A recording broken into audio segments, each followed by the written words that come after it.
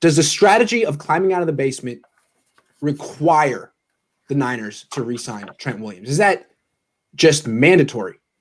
Jack, Maverick, why don't you start? You started, Jack started the last one.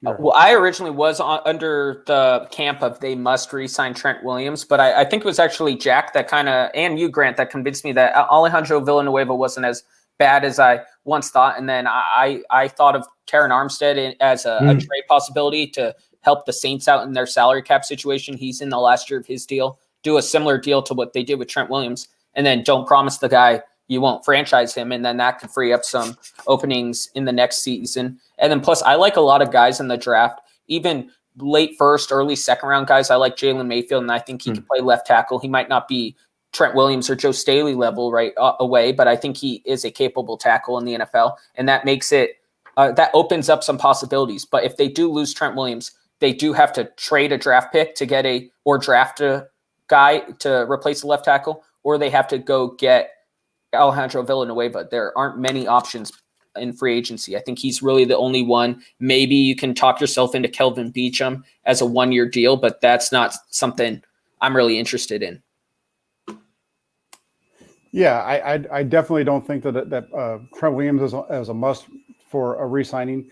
The 49ers have shown the ability to win games with Kyle Shanahan as the head coach with less than stellar play from their left tackle. They were 8-0 in 2019 with Justin School and Daniel Brunskill playing left tackle. They almost beat Seattle this year with Justin School playing left tackle and CJ Beathard at quarterback. So it's really about the quarterback position. If they get the quarterback position figured out, whether it's Garoppolo or another veteran that comes in, I don't think that they need to re-sign Williams. Do I think that they can, do that same level of play with School? Not necessarily. The Villanueva route would be one to go. But there's some other guys that, I haven't really put a whole lot of thought into who they would be. But, even if it's School that has to start out there for 16 games, I think they're going to be better off because of everybody else that they can sign with that $21 million they're going to save from not re-signing Trent Williams. He's just not a difference maker. Yeah, exactly. What are you paying Trent Williams for? He might be the best left tackle in the league. And so you're paying him because he's a stud in the run game and everything you want him to do, and he's a stud in pass protection. But having one stud out of 5 in pass protection, when the other 4 really struggle in pass protection, what does it do? There's still 4 guys who are going to get your quarterback smacked. And your offensive philosophy has to be to avoid drop back passing as much as possible. Having one good guy out of 5 doesn't. We saw that last year. It doesn't change anything. So they still have to avoid drop back passing. It all has to be about the run and getting a lead and play action passing and moving the pocket. So if that's the case, I don't see what spending 26 million on Trent Williams really gets you. Does it get you a top half of the league offensive line in terms of pass protection? No. Does it guarantee your quarterback doesn't get hit 70 times a season? No.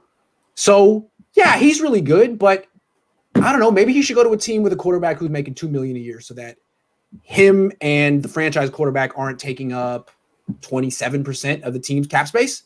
Is that the way to win? Especially with a guy in Trent Williams who doesn't play every week. He'll miss 2-3 games a season. You don't know when it is. I don't know. I'm not really eager to give him 11% of the salary cap. Well, just going off your example, so this is my guy I've just been throwing out there. I don't even know if he's available, but Terran Armstead, $16.1 million against the cap, I believe, next year. How much do we think Alex Mack would be? Probably 5, 6. So that's probably around what Trent Williams would be on the cap, is 22, 23 million. So you can get Armstead, who isn't the number 1 left tackle in the NFL, but is probably top 7 in the NFL, top 8. Yes. And Alex Mack, who was the number 1 center in the NFL. Maybe age has brought him down a little bit, but he's still definitely an improvement at center. So I like that better. Fortify 2 positions at the cost of what? A third round pick, second round pick for Terran Armstead. And I like think that way better. And again, remember what the Patriots did? They traded for Trent Brown. Kind of similar situation. They traded a mid-round pick for Trent Brown. He was great for them at left tackle. They won a Super Bowl with him. And then they offered him whatever they offered him. He didn't accept it. And they were like, you know what? Good luck, dude. All the best. We're not going to cry about whatever pick we gave up to get you. We'll take the comp pick and move on. And that was the right call. It was the right call. Niners might want to take a page out of the Patriots book. Would they give Trent Williams a blank check? Because that's exactly what Trent Williams is going to get. He's going to get as much money as he wants on the free agent market. I don't think the Patriots would even get into that. Yeah, and I agree with you. I totally agree with what Matt said. I've been saying that for a while, but he's got some different names that, with that Armstead. tackle and center combination. So that's really good. And I've been saying Villanueva and Lindsley or one of those other. Lindsley I think is going to be a little bit too high, at center. But the I think it's Blythe out of from the Rams is kind of, a lot of people are talking about him, and he'd definitely be a fit as well. So they have some different options there, and I would rather see them get 2 guys for what it would cost for the left tackle. I understand that Trent Williams is a tremendous player, but his team's, it's not like he's helping. He's never helped his team. I mean, look what happened in Washington. They had a bad quarterback play and whatnot, and the same situation here in San Francisco, and that's what's going to happen if they pay him so much money. Yeah, as great as he is, one left tackle can impact the win-loss column in that way. Yeah. And so if you could get 2 excellent starting offensive linemen for the price of Trent Williams, I would do that because, again, we've seen what he can do, his impact on a bad offensive line. It's minimal. He does his job, the other 4 struggle, and the pass protection isn't good enough. So, yeah, give me 2. I like that.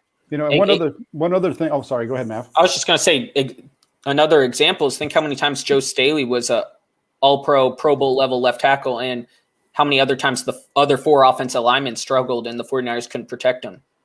Happened a couple times in his career. Also, speaking of Joe Staley, everyone acts like left tackle is super important. You got to spend through the nose on it. Let me tell you Joe Staley's cap numbers starting in 2011. 2.1 million, 2.5 million, 2.8 million, 7.6 million, 8.3 million, 11 million, 10.9 million, 14.7 million retired. This is a guy who played for way under market value his whole career out of the good for the 49ers so they could compete.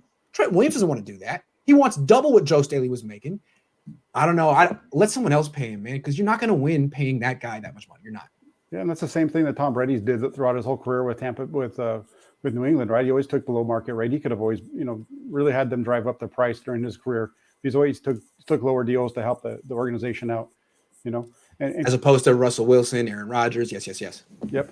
Kind of leading on to that, when you're looking at the whole deal with Trent Williams, the other part of it is his cap numbers are going to be crazy. So, a lot of folks are talking about moving, trying to get him re-signed and have it not be that expensive in year 1 and push those out to, his higher cap hits out to say 2022, 2023.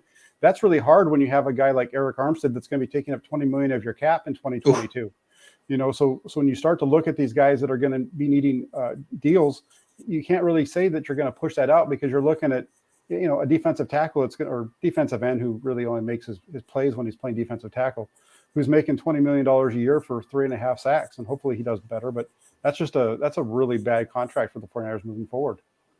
Yeah, it's funny. Fans are always like, you guys are tripping over the numbers and the cap. Just backload it. Parag will figure it out. Yeah, that's what he did with Eric Armstead. There's only so many players you can do that to until you wind up in 2022, 2023, where like 5 players are taking up 70% of your cap space and you're Dallas or whatever. You can't, gotta be careful.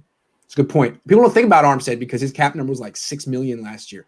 Check it out on overthecap.com. Buckner's was front loaded. He gets increasingly more inexpensive. Armstead ends up being quite expensive. So yeah, Trent Williams might have. I like Ron Armstead. I like that a lot. Oh, guess who just came? What's up?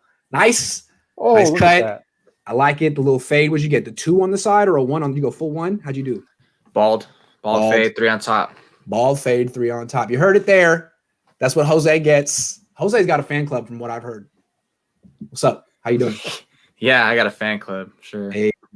All right. So let me get you caught up. We talked about what the Niners have to do to get out of the basement next season. Basically, get corners, stay healthy, get a new quarterback, and get a new offensive line. Other than that, I think they're on the verge. Well, that was me. They were more positive. Then we talked about if the Niners have to re-sign Trent Williams. We all said we'd actually be cool with them getting 2 guys for the price of him. Say Alex Mack and Teron Armstead, Alejandro Villanueva, Corey Lindsley, Austin Blythe, something like that. What do you think? Oh, I 100% agree with that. You don't want to just tie your money all on one player because isn't that the problem we have with Jimmy Garoppolo right now? Mm-hmm. I mean, but at least Trent Williams, he's the more sure thing in terms of getting the money. Like, hey, he's a primetime player versus Garoppolo. You're not paying that top dollar for a guy who's barely an average quarterback. So yeah, I 100% agree with that. Because I was even thinking when I was writing my Verrett piece this week that hey, Trent Williams probably not going to sign. I don't think it's going to happen. And now you can feel a little more relief. Like, hey, we can allocate all that money we were going with him to, I don't know, say like what you guys said, those 2 offensive linemen, or maybe just sign a few more other key players like a Juszczyk and Verrett or whoever else that they feel they can divvy up that money and build more stronger core to make sure the supporting cast all around is solid.